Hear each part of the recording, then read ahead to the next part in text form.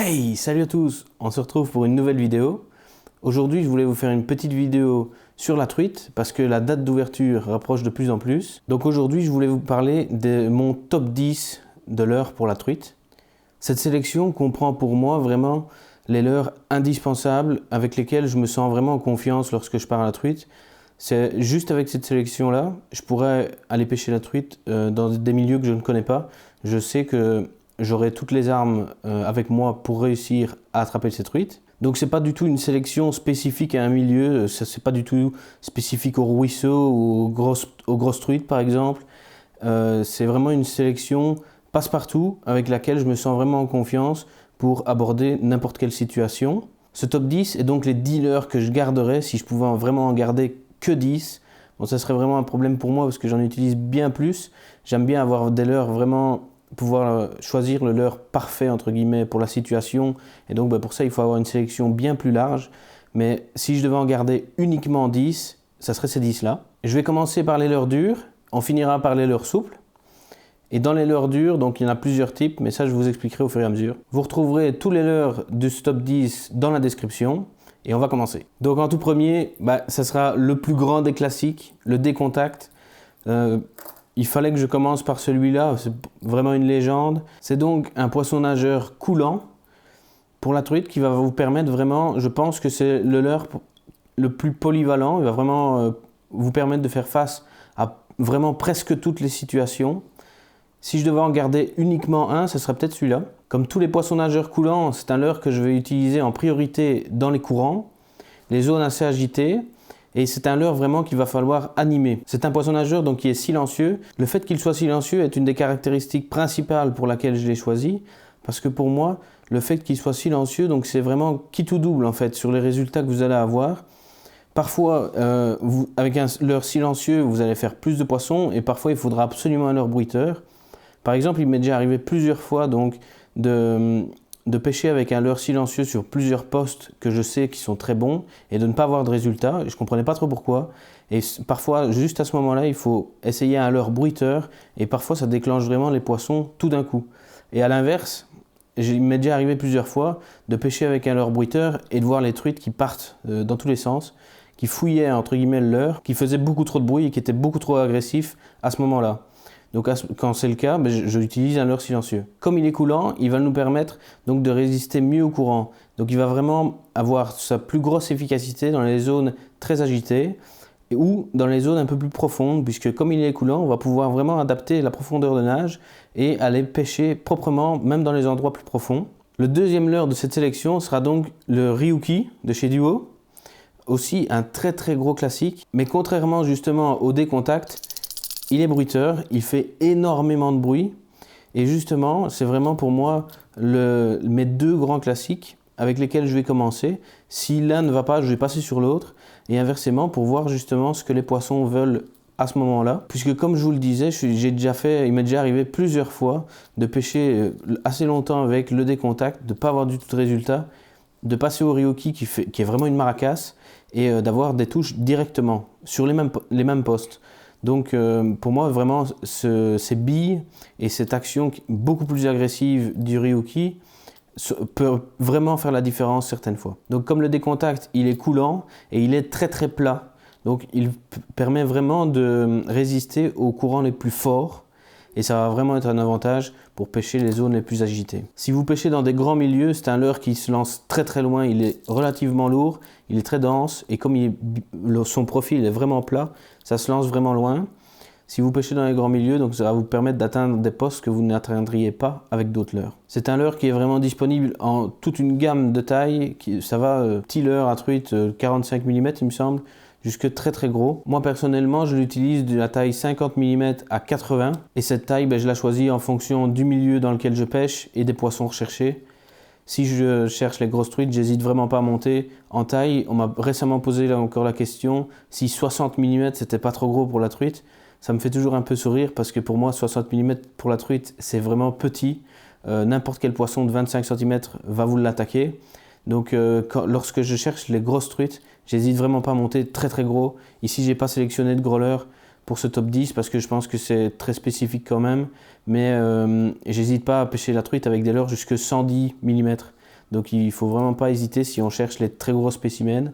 C'est un poisson qui est très territorial, qui est très agressif. Parfois, sur le poste d'une grosse truite, si vous passez avec un petit leurre de 50 mm ou 60 mm, elle réagira même pas, elle va même pas le regarder. Par contre, si vous passez avec un 110, elle va foncer dessus comme une folle, parce que vraiment, elle va vouloir défendre son territoire, elle va l'attaquer, ne fût-ce que par agressivité.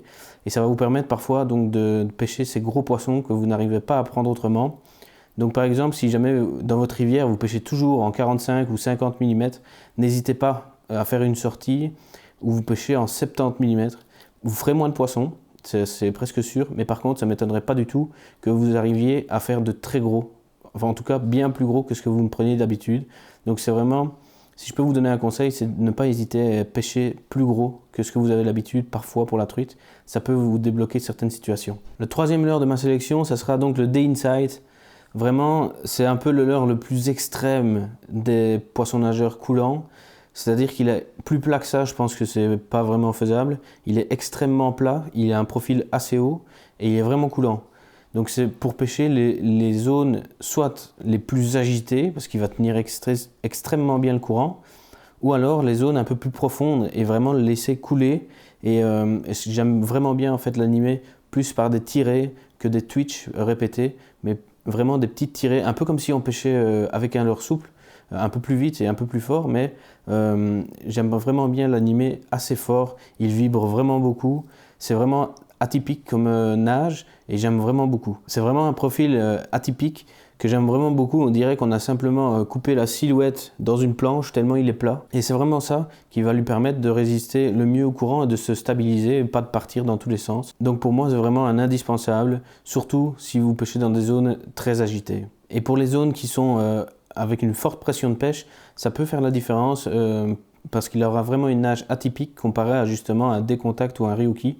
Il aura une nage quand même complètement différente, il est silencieux et donc ça peut vraiment vous permettre de débloquer certaines situations un peu compliquées. Les zones surpêchées sont toujours un peu particulières. Et il ne faut pas hésiter à changer de leurre dans ces zones ou dans les journées compliquées. Il ne faut pas hésiter à changer et à essayer des choses un peu plus différentes de ce qu'on pêche d'habitude pour réussir à débloquer ces situations. Le quatrième leurre de cette sélection, ça sera donc un poisson nageur qui ne sera plus coulant mais suspending. Vraiment, c'est ce type de poisson nageur donc, qui ne coule pas et qui n'est pas non plus flottant, qui va vous permettre de rester à la même hauteur d'eau lorsque vous allez faire une pause. Ce sont vraiment des poissons nageurs très importants pour moi. Surtout dans les zones un peu plus calmes, ça va vous permettre de faire des pauses. Je ne vais pas pêcher avec ça dans les gros bouillons, parce que là, il va pas réussir à tenir le courant, puisque il n'est pas aussi plat qu'un flanc plat, justement, ou qu'un poisson nageur coulant. Et donc, si vous pêchez dans des zones très agitées, il ne va pas réussir à bien tenir, il va partir un peu dans tous les sens. Mais par contre, si vous pêchez après dans des zones un peu plus calmes, dans les fins de tournant, tout ça, c'est très, très, très efficace. C'est sans doute, pour moi, le type de poisson nageur que je préfère. Il m'a vraiment rapporté des résultats dingues. Donc en l'occurrence, celui que j'ai choisi en premier, ce sera le pointeur SP de chez Lucky Craft. Vraiment un gros coup de cœur, j'adore vraiment ce leurre. Lors des animations, il va vraiment avoir une action erratique qui va vraiment énerver les poissons, et lorsque vous allez faire une pause, ça va permettre aux poissons de cibler un peu plus facilement et de déclencher une attaque sur un poisson plus méfiant. Donc c'est vraiment un type de leurre très important. Ce modèle-ci en l'occurrence a une toute petite bille, il fait vraiment pas beaucoup de bruit comparé à un ryuki par exemple, mais il fait un peu de bruit, il n'est pas complètement silencieux et c'est vraiment peut-être un entre-deux que moi j'aime beaucoup. Par contre, un des désavantages de ce type de leurre, c'est qu'ils sont moins denses et donc ils vont se lancer moins loin. Donc si vous pêchez des grands milieux vraiment, peut-être que vous aurez un peu plus de mal à atteindre certains postes. Il y aura sans doute des autres modèles qui seront plus adaptés avec des transferts de masse. Celui-ci n'en a pas. Mais l'avantage, c'est qu'il a vraiment son centre d'équilibre qui est toujours bien mis. Il nage vraiment parfaitement. Avec ce type de leurre, l'animation que j'aime vraiment bien faire, donc c'est quelques petits twitch, 2 ou 3, et puis une pause. Donc le gros avantage de ce type de leurre, c'est que vous allez pouvoir faire des pauses pile sur le spot que vous avez vu. Donc pour ça, je vais simplement lancer le leurre un petit peu plus loin et un petit peu plus en amont. Je vais commencer ma récupération, je vais le faire arriver. Je vais commencer mon animation, et quand il va arriver vraiment dans la zone clé, je vais pouvoir faire une pause, et en général c'est là que vous avez une grosse attaque, et ça permet vraiment de déclencher des poissons très méfiants ou des poissons un peu moins actifs. Et donc vraiment, j'adore ce type de leurre. Le leurre suivant de la sélection, donc ça sera le Rosante, aussi un leurre suspending qui m'aura rapporté beaucoup de poissons. J'ai vraiment un des coups de cœur d'il y a 1 ou 2 ans maintenant quand il est sorti. Ici c'est dans une des grosses tailles en 77, mais il existe aussi en plus petit. Je vous parlais justement de leurre suspending mais avec un transfert de masse. Celui-ci en a un très performant, il se lance extrêmement loin. Donc comme le Lucky Craft, c'est un leurre que je ne vais pas utiliser dans les zones très agitées, mais je vais utiliser vraiment dans les zones un peu plus calmes. J'aime beaucoup les fins de tournant avec ce genre de leurre. Et plus particulièrement pour celui-ci, j'aime bien pêcher en aval. Et alors, ça je vous le montrerai en vidéo lorsqu'on sera à l'ouverture. Et je vais donc réaliser une animation presque sans mouliner, c'est-à-dire que je vais lancer, et puis je vais donc bien sûr prendre contact, et puis je vais juste l'animer de temps en temps comme ça, avec des tirets en fait, ce qui va le faire vibrer, et puis il va faire une pause en plein dans le courant, et tout en dérivant. C'est très très efficace, vraiment redoutable, et ça je vous le montrerai en pratique. Le prochain leurre de cette sélection, donc ça sera une cuillère. C'est bien entendu des leurres indispensables lorsqu'on pêche la truite, et moi ici si je devais en choisir qu'une, ça serait l'ARS. Bon, c'est une des plus chères, très clairement, c'est pas du tout une cuillère à 2 €, mais vraiment, moi, c'est celle que je préfère. Avec son petit émerion là, intégré directement, ça vous permet vraiment d'éviter que votre ligne vrille. Et en plus, avec cette palette donc sur la tige directement de la cuillère, elle se met vraiment en action très rapidement. C'est l'idéal pour pêcher très précisément, puisque vraiment à partir de l'impact de votre cuillère sur l'eau, ça va être pêchant. Donc pour pêcher, par exemple si vous pêchez des petits milieux ou des endroits où il faut être très précis, c'est vraiment une cuillère qui va faire la différence, puisque au lieu de se mettre à pêcher après 30 ou 50 cm depuis l'impact, elle va vraiment pêcher directement. Sur des petits milieux, ça peut être déterminant, puisque si jamais vous vous lancez dans un ruisseau, si jamais vous lancez sur votre spot et puis qu'elle se met à pêcher que 50 cm après, ben vous allez potentiellement rater le poisson qui était posté juste à cet endroit-là. Tandis qu'avec celle-ci, ce ne sera pas le cas. Donc si je devais vraiment en garder qu'une seule, ce serait la RS. On va maintenant passer au leurre souple. Le premier, si je devais en prendre un seul, c'est donc un petit shad en 3 pouces ou en 2 pouces. Et ici, j'ai choisi donc le One Up, le plus grand classique, je pense. Pourquoi le One Up? J'aime bien son profil un peu rondouillard pour la truite. Il permet donc de brasser quand même pas mal d'eau. Et surtout, en fait, comme il a un profil un peu plus large, il coule moins vite, suivant la plombée qu'on va lui mettre. Ce qui peut être intéressant à la truite, puisque on pêche pas souvent dans des endroits très profonds. Et donc, si votre leurre, poum, il arrive comme un caillou au fond, c'est pas très efficace. Donc moi, j'aime bien ce genre de profil sur la truite. Et puis en plus, j'aime bien particulièrement le One Up sur la truite, parce que sa caudale donc, bat quand même relativement fort et met pas mal de vibrations à une fréquence assez élevée. Si par exemple je devais faire l'analogie avec les leurres durs, ça serait mon Ryoki, et vous allez donc voir les leurres que j'utiliserai plus comme le décontact, plus pour être un peu plus discret. Mais ça donc ça serait mon shad pour passer un peu en faisant du bruit, en attirant l'attention. Donc les leurres souples de manière générale, je trouve qu'ils sont sous-utilisés à la pêche de la truite, et pourtant ils peuvent vraiment faire la différence, surtout encore une fois dans les secteurs surpêchés où tout le monde pêche au leurre dur. Les truites ne voient passer ça toute la journée. Tandis qu'un leurre souple, parfois ça peut vraiment faire la différence sur les poissons un peu plus méfiants. C'est plus discret, même si on utilise le One Up ici qui va émettre pas mal de vibrations. C'est toujours plus discret qu'un Ryoki. Et donc ça peut vraiment vous faire la différence. Sur le One Up comme ça, pour la truite, en général, donc je mets une petite tête plombée entre 2 grammes et 5 grammes maximum, hein, sur du 3 pouces comme ça. On peut monter un peu plus lourd suivant, mais alors on vient un peu plus spécifique. On va vraiment essayer de pêcher des fosses. Si par exemple vous avez des fosses à 2-3 mètres, là oui vous pouvez plomber plus lourd bien entendu, mais ça va être un peu plus particulier. Mais en règle générale, je suis entre 2 et 5 grammes de tête plombée. Au niveau des coloris, d'une manière générale, donc je vais être principalement sur du naturel, sauf si vous avez des arcs dedans. Là, les couleurs flashy sur les arcs, ça marche très très bien, hein, du rose, du orange. Mais même sur les farios, on ne penserait pas toujours, mais lorsque les eaux sont très teintées, moi j'aime beaucoup le rose. J'ai eu vraiment de bons résultats, j'ai fait mon record avec un leurre tout rose, rose fluo. Donc pour la couleur de mes leurres, d'une manière générale, que ce soit de leurre souple ou leurre dur, ça va vraiment dépendre en fait du milieu et de la couleur de l'eau. Donc je ne saurais pas vraiment vous donner de généralité. Ça, il va un peu falloir voir par vous-même en fonction d'où vous pêchez. Ça dépend, ça varie tellement en fait les milieux où on peut retrouver la truite que c'est difficile de faire des généralités, même si par exemple pour les leurres, les cuillères, on peut dire que l'argenté et le doré, ben, ça tout le monde connaît hein, fatalement. Et on va les choisir plus en fonction de la luminosité ou de la couleur de l'eau justement. Mais pour du leurre souple, j'aime vraiment bien les couleurs très transparentes l'été lorsqu'il n'y a pas beaucoup d'eau et que l'eau est très transparente justement. Donc très naturel, très transparent. Et par contre, lorsqu'il y a des crues ou que l'eau est chargée, ben, plutôt du flashy. Le deuxième shad que je choisirais, donc si je devais en prendre que deux, encore une fois ici, ça serait le Flash J de chez Fish Arrow. Vraiment complètement différent du One Up, beaucoup plus fin, beaucoup plus imitatif et surtout avec une caudale vraiment minimaliste, minuscule.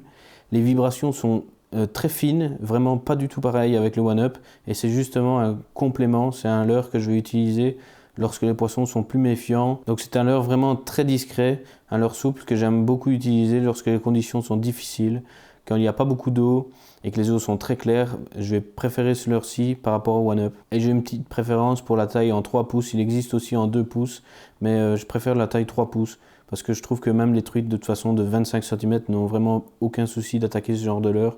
Donc les 2 pouces, c'est vraiment dans les cas un peu extrêmes, les milieux très petits. Mais sinon, je préfère du 3 pouces. Et comme dernier shad, je choisirais donc le Black Minnow de chez Fish. Un leurre vraiment particulier que je vais utiliser dans des situations très précises. En fait, je vais l'utiliser lorsque un leurre souple avec une tête plombée normale ne passerait pas. Dans les endroits très encombrés, les grosses fosses. Et en plus, c'est encore pire que le One Up au niveau du paddle. Il émet des vibrations très puissantes. Donc c'est un leurre que je vais utiliser pour émettre de grosses vibrations et aussi dans des milieux vraiment encombrés. Donc en plus avec leur tête plombée profilée, il va vraiment bien dans le courant. Donc c'est vraiment un leurre que il ne faut pas hésiter d'aller chercher derrière les grosses pierres, ce genre de choses. Quand il y a beaucoup de courant, je suis plus en confiance avec ce leurre-là. Puisque je ne vais pas du tout avoir peur d'aller gratter dans les obstacles avec ce shad. Et puis le gros avantage du Black Minnow, c'est que même si il est en texan, il est très souple, puisque grâce à l'articulation avec l'hameçon, les truites n'ont vraiment aucun souci pour l'engamer. Et en plus, le leurre est très très souple, même si c'est un peu contradictoire lorsqu'on voit la taille du paddle, on pourrait penser qu'il soit plus rigide, mais non, il est très très souple. Et donc pour les truites, c'est vraiment bien. Donc par contre, il est très fragile. Hein. En plus, pour les truites, c'est des poissons qui secouent vraiment beaucoup la tête, qui sont très nerveux. Et donc ça vous dégomme beaucoup de leurres. Les truites abîment vraiment facilement les leurres souples. Mais ça permet vraiment de faire la différence et c'est indispensable dans certains types de spots. Donc c'est vraiment aussi un shad que je vous conseillerais, le Black Minnow chez Fish. Moi je l'utilise beaucoup en 70 mm, c'est la taille numéro 1 il me semble. Mais il ne faut pas hésiter si vous avez des grosses truites ou des plus grands milieux à utiliser les tailles au-dessus. Parce que comme je vous l'ai dit, les truites n'ont vraiment pas peur de ce genre de taille. Le dernier leurre souple dont je vais vous parler, donc c'est la Mayfly de chez Ilex. C'est donc un leurre souple, une petite créature, c'est fait pour imiter donc des larves et c'est vraiment un type de leurre souple que j'aime bien quand il n'y a pas beaucoup d'eau, quand les shads ou les autres leurres n'ont pas vraiment de résultat. C'est un leurre vraiment très imitatif et qui est très redoutable. C'est un peu particulier donc comme type de leurre souple. Si vous n'en avez jamais utilisé, vraiment je vous le conseille, n'hésitez pas à le tenter. C'est vraiment redoutable et c'est vraiment très discret justement comparé à un shad qui émet beaucoup de vibrations. C'est peut-être le leurre le plus discret de la sélection. Et donc lorsque un poisson, par exemple en été en fait, lorsque sur des postes très marqués, parfois on voit des poissons et on peut leur passer toute notre boîte et ils réagiront pas. Et ça c'est un leurre imitatif qui va pratiquement pas émettre de vibrations. Et donc moi ce genre de leurre, je ne l'alime presque pas en fait. Je vais m'en servir comme un pêcheur à la nymphe, c'est-à-dire que je vais le lancer sur le spot et je vais le laisser couler tout doucement, tout seul, et le laisser dériver avec le courant. Donc c'est une approche vraiment particulière, mais qui permet vraiment de décider certains poissons qui ne veulent rien d'autre. Et donc moi, ce type de leurre, j'essaie vraiment de le plomber le moins possible pour le laisser dériver le plus naturellement possible, justement. Donc ce que j'aime bien faire, c'est mettre donc sur un hameçon simplement une petite bille comme les pêcheurs à la mouche. juste pour le plomber un petit peu, pour qu'il descende un peu plus vite. Mais sinon, vraiment, ou une tête plombée dans les cas extrêmes, mais c'est pas avec une tête plombée où j'ai trouvé que ça fonctionnait le mieux, mais vraiment avec un tout petit lest, ou carrément en Carolina. J'utilise pas un montage texan, un hameçon texan, j'utilise un hameçon normal, mais le Carolina donc, va vous permettre de pêcher où vous voulez sans plomber votre leurre souple. C'est-à-dire que le plomb va être décalé et donc votre leurre souple va vraiment avoir une nage naturelle et ça peut vraiment faire la différence. Moi j'aime beaucoup depuis que j'ai testé, je ne sais plus vraiment en passer. En plus, bon, vous allez prendre des truites, mais vous avez même, c'est un leurre avec lequel il arrive très souvent de prendre par exemple des barbeaux. Qui raffolent de genre de larves d'insectes qui mangent. L'été, quand les eaux sont claires et qu'on voit les poissons, c'est vraiment un leurre qui est très marrant à utiliser comme ça à vue. Et ça fonctionne très très bien. Si vous n'avez pas encore essayé, pas nécessairement celui-ci, un leurre de type larve, quoi. Moi, je vous conseille vraiment d'essayer ça cette année. Voilà, donc c'est ma sélection de 10 leurres. Si jamais je devais en garder uniquement 10, vous l'avez peut-être remarqué, il n'y a pas de cuillère ondulante dans cette sélection. C'est parce que j'ai pas encore trouvé un modèle qui ressortait vraiment du lot pour moi. Même si je les utilise et que je trouve que c'est d'ailleurs très intéressant, je n'avais pas un modèle qui ressortait suffisamment du lot que pour le mettre dans ce top 10. Par contre, vous aurez remarqué, il y a des leurres souples et pour moi c'est vraiment très important les leurres souples, sous-utilisés pour la truite, mais très très efficaces. Et ça vous permettra de faire la différence dans les milieux surpêchés. Il existe bien entendu bien plus que 10 leurres dans le marché des leurres de la truite. Et j'en utilise aussi bien plus que ça. Et il y a d'ailleurs pas mal de leurres que j'aime vraiment énormément, que j'ai pas mis dans cette sélection, car pour moi ils sont un peu trop... je les utilise dans des situations un peu trop spécifiques que pour le mettre dans ce top 10. Donc voilà. N'hésitez pas à me donner votre avis en commentaire. Quel serait votre top 10 à vous? Ça m'intéresserait beaucoup.